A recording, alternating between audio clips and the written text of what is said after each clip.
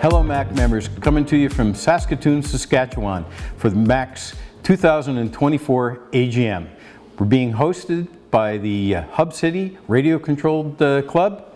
Absolutely wonderful facility here. And next up, details on our events and activities during the weekend.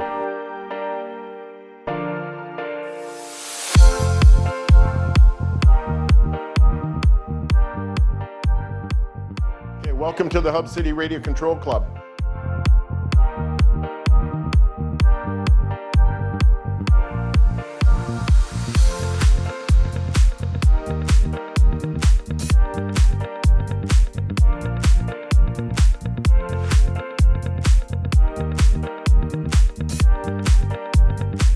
The Hub City Radio Control Club and the facilities you're in here today were donated graciously by a gentleman called Bob Richard. Bob was a farmer, had a dairy farm south of Saskatoon.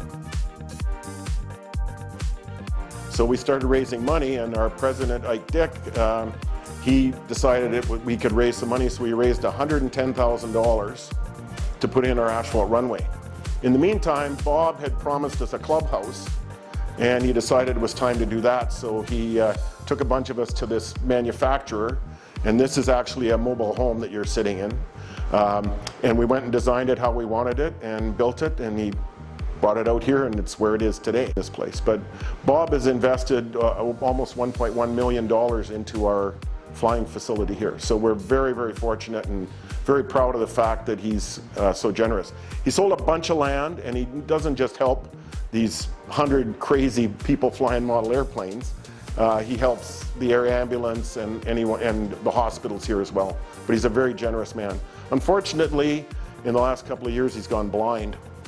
And he still comes out occasionally, but he can't participate like he used to. But it was just a wonderful gift for our club, and we appreciate it and look after this place the best we can.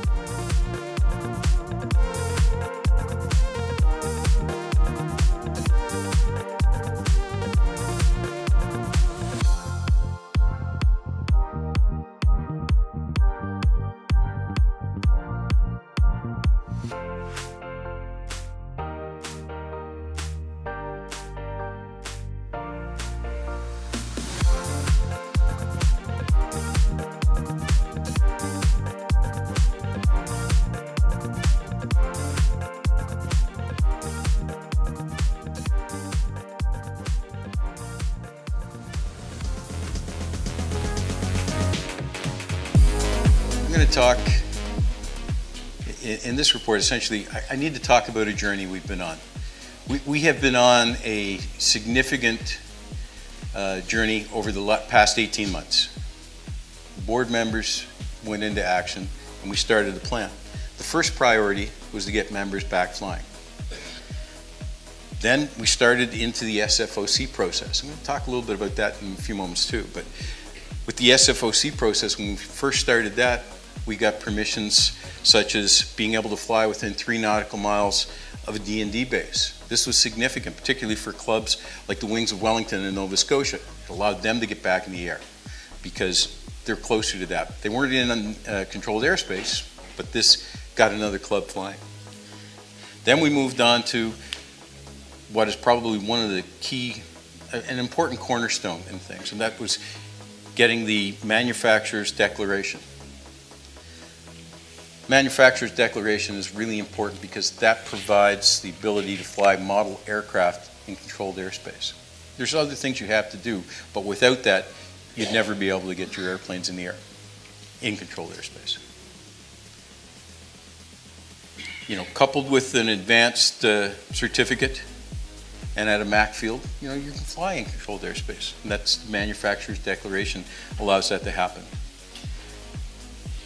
Then earlier this year, as we went through this process, you know, or actually it started last year, we shared the results with you, with the SFOC being able to fly higher and heavier. And just recently, the club nearby, Stampede City RC Model Club, were just approved for up to 900 feet. It's been a lot of work getting back to this and being able to get there. So now the hope is, or the plan is, we'll start rolling it out to more clubs that qualify. There's more, to come. Then what else happened, earlier in this year? We signed a memorandum of understanding with RPAS Center. Coupled with the training that we provided last year so you could go out and be able to do your advanced testing, essentially the online, you could go in, get the training you needed from the videos.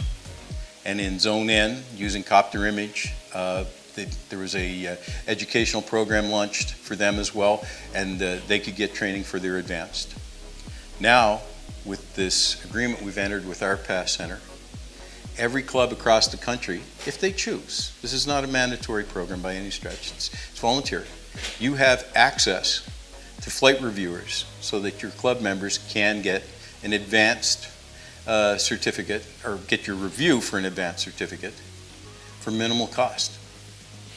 And again, this is for MAC members. I have a lot of faith in that agreement with RPAS Center, and it's going to bring more people in to our organization.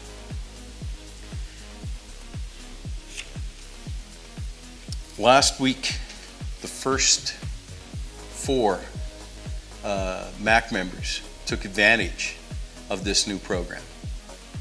Okay, so the 4 being, and I know that at least a couple of them are online, they're not here, Mark Sharp, Ken Kalinuk, Kevin Allard, and Barry Penner, all just passed their advanced utilizing this program that we've set up with RPAS Center at their flying field. So kudos to them. So as we went through this process, getting back more flying privileges, we've been rebuilding and improving our relationship with our partners at Transport Canada and NAV Canada. And that's really important, because this is a collaborative venture. We're not, and it's not a case where we're always looking for something from them. They contact us as well. They respect our opinions. They want to hear what we have to say. And they have reached out and asked, how's this working? So with that, I want to just detail, because some folks have a differing opinion on things as far as how this works, and that's okay. But the SFOC process, I'm going to summarize this a bit and for everybody to understand. Essentially what it is we look at something and we're looking to improve a flying privilege for someone. Let's say we want to fly higher. I know we've already got it, but just so you understand, I'll use that as an example. We present submit forms and information and request we'd like to fly higher. Along with that, we also say this is how we feel we can achieve this safely. Transport will read through the information and things, and if they approve what's there, they'll say, yes, you can fly above 400, but then they say, if you're going to do that, here are the things you need to do. It's not a negotiation from that point of view. We say, hey, we want to be able to do this. Tell us how we can make this happen. And they come back and they give a reply, hey, yeah, you guys can do that, but here's the rules for how you make that happen. Then we take that information, incorporate it into policy, and roll it out to the clubs that qualify, so that essentially by making our policies and our rules compliant, it keeps you within the Part 9 of the CARS.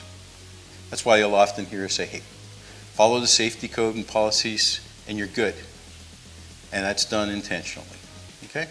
So I hope that helps clarify. It's not like you were at a negotiation and someone's saying, we want this, we want, no, that's not how this works. We're dealing with a government agency and they're responsible for regulations. We're asking for something and they're providing information on how we can achieve it.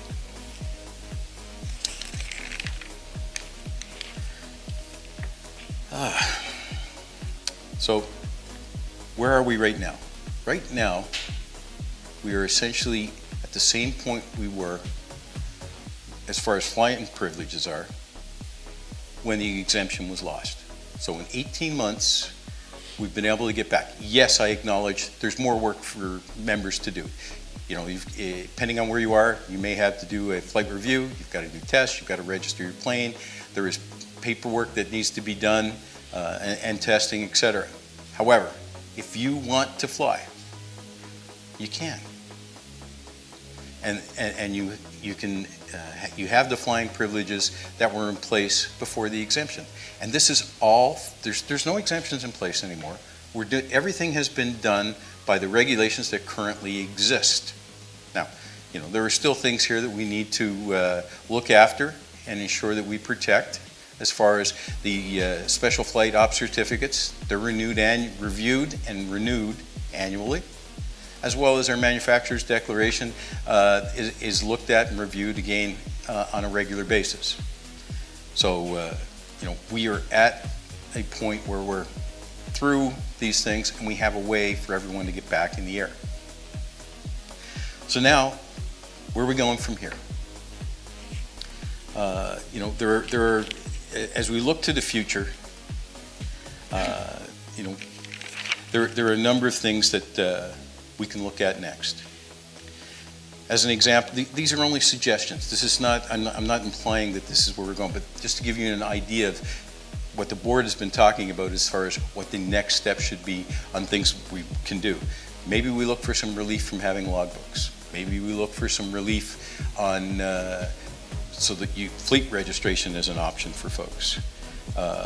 Maybe we want to continue and explore the opportunity to get higher in a control zone. These are all extended flying privileges that, you know, we're looking at as things that would be additional to what we currently have. But at the same time, there are other things that we need to be looking at to improve services to the members. You know, like right now, the paperwork that you go through for the register fields and things like that, we need to improve some of those processes so that they flow a little more smoothly and seamlessly. So it's our intent to try and work on some of those so that anyone coming into the association, it makes it a little more straightforward. You know, we're very much, initially we were very much behind the 8 ball. We've caught up, we're back flying. Okay? So I think that's a huge achievement that we've made. And like I said, we're now looking forward to the future. There are opportunities for us to provide better services and things for modelers. And there are other things that we can improve for flying privileges. It's important that we acknowledge that, you know, there's more than RC. Amongst our membership, just about 98% of our membership indicates that they fly RC. However, of that number, 22% indicate that they also engage in activities that are not RC, control line, free flight, SAM, things of that nature. And there is a small portion that only do that and don't fly RC at all. So we have an obligation to everyone, and we need to make sure that we're maintaining it. The focus for the last little while absolutely has been on RC flying. That's where the majority of members are, and that's the majority of what the activities are. And that was the house that was on fire, if you will. So we are back, we are flying. If that's what you want to be doing, you absolutely can. So in addition to things that we want to look at in the future, is we want to be able to build on our relationships with transport and look at the opportunities to see maybe there are some options where we can influence legislation. Now, that's a big road, very difficult path to go. And for those that know, getting something like that changed is not an overnight thing. When any change comes through, you're looking at a 3 to 5 year change. So anybody who's expecting that there's going to be a regulatory change and as far as flying models and things go, that's not there. For the foreseeable future, regulation is here. It is indeed our plan to look at options to influence and to work with our partners to bring about change, but understand that that's a government process. You know, things have to be put together, and it has to go through the Gazette, et cetera, and it is a 3 to 5 year process to make change like that. And then that's if you're successful. right? I have faith in our partners, and like I said, and we have been building a very strong relationship with them, so the opportunity is there. But, you know, I don't want to hide the fact, don't be expecting regulation to disappear. It's not, okay? So, this is the point at where I want to actually switch things over and thank some folks. And this is really important because when I'm talking about flying privileges, we would not have had those flying privileges. Like, the board makes all the decisions on what happens, absolutely.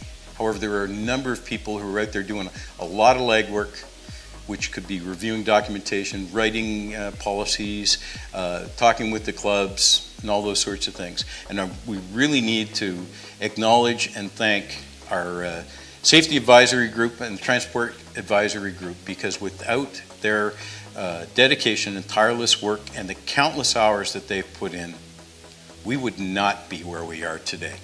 So I'll ask you to give a round of applause for Mark Winstanley, Dave Cummings, Paul Bryan, Paul Sousa, and of course our VP, Randy Hepner, because they're the reason you're flying.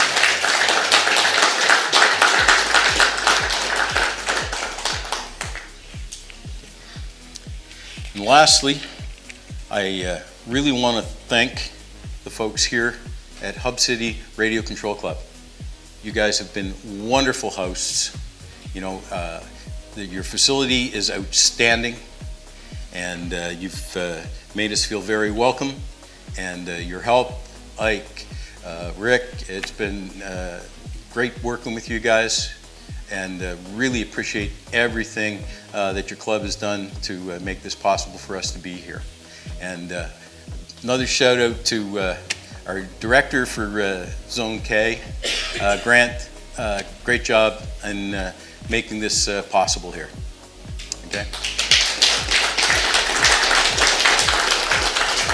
And I was neglected to mention a couple of key folks who've sat in this chair and zone director chair.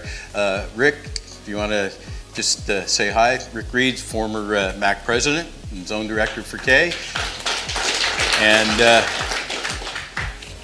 actually, I'm going to have to defer to Rick. Did Duncan make it? Duncan did not make it, but Duncan Campbell was a local member also. Duncan Campbell, yeah, didn't make it. Okay, that's fine. And Warren, also a past zone director for Zone K. And this gives me sheer joy. An old friend I have not seen in probably, I think it's about 17 years, showed up. And always full of humor and likes to make folks smile. Don Furness.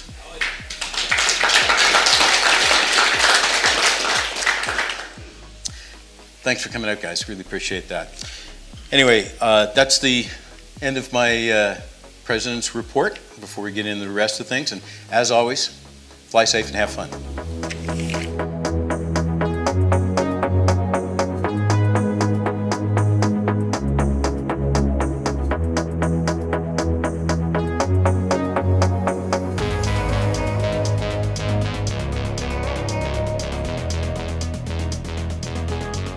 Well, folks, that concludes our 2024 AGM. We want to thank our wonderful, wonderful hosts here at the Hub City Radio Control Club and all the members of Zone K. And in particular, I'd like to highlight Grant Robinson, the Zone K director, for organizing and helping make this happen. It's been a wonderful weekend, and the future for MAC looks bright. Thank you all very much.